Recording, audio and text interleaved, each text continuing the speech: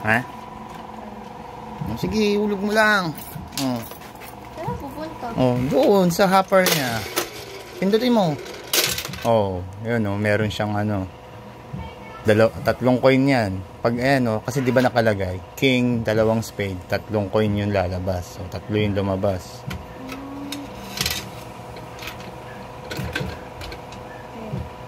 Lagay ko kaya lahat?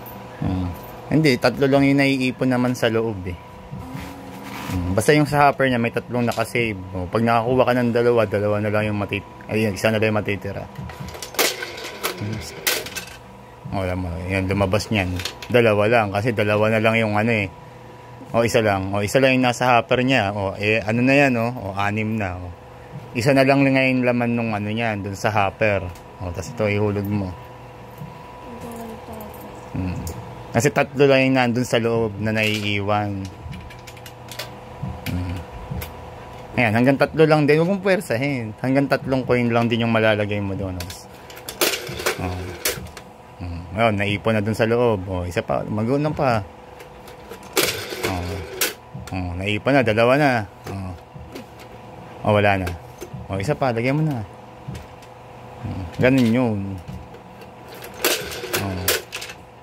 May nahulog. Wala.